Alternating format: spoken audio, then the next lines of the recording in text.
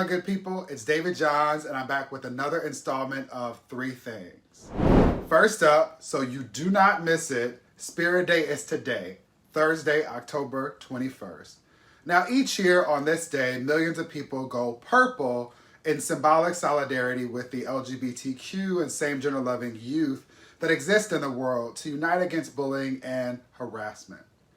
Now, we should all be clear that at least as I often say, I've never met a child who asked to be born, and in particular, trans, queer, and non-binary and non-conforming youth face bullying and harassment at disproportionate rates. Consider, for example, that more than 80% of LGBTQ plus students reported verbal harassment in the last year alone. Now, I'd like everyone to reflect on just how high that number is, more than 80%.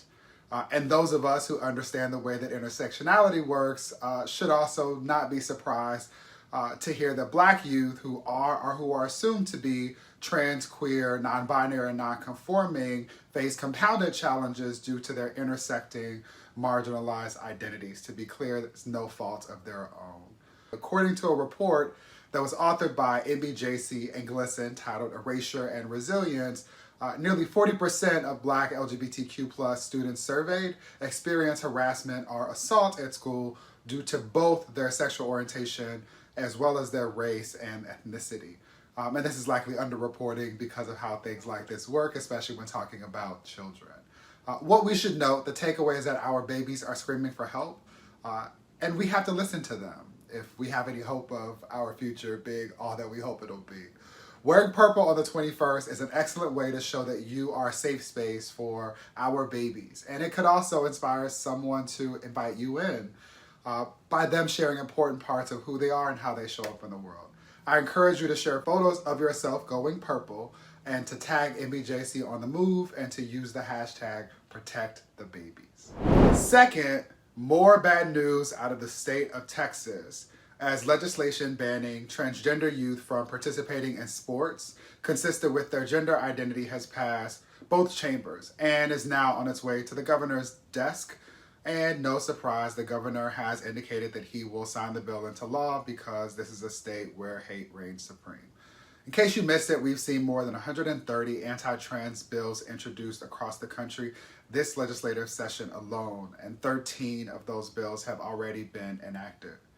Now, if codified, Texas will become the state with the largest LGBTQ plus population to enact anti-trans legislation of this sort, which should be a concern for all of us, as it would affect so many who are already vulnerable members of our beautifully diverse community, and it also could spur additional states to enact their own anti-trans legislation.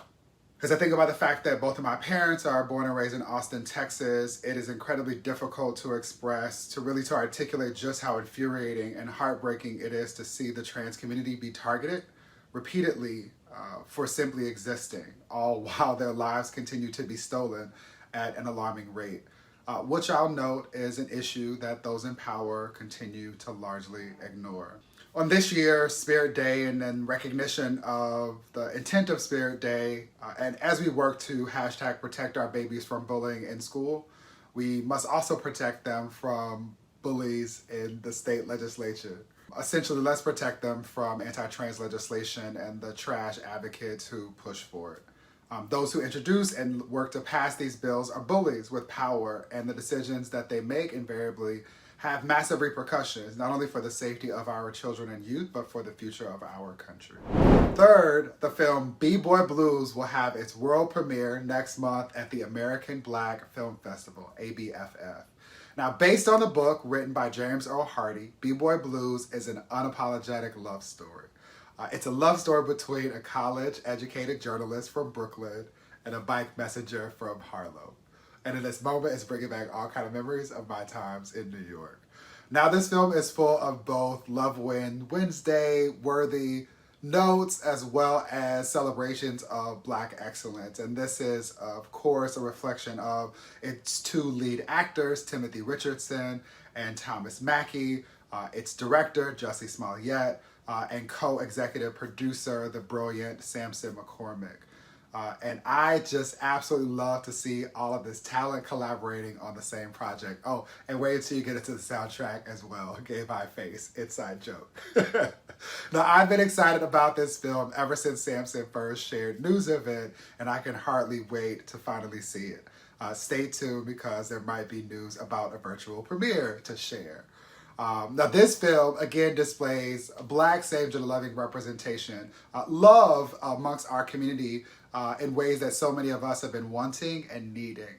More diversity and representations of Black love is so vital, not only for members inside our community, but as well as for members outside our community. It's important really for people to see our lives more fully reflected around them and in the world.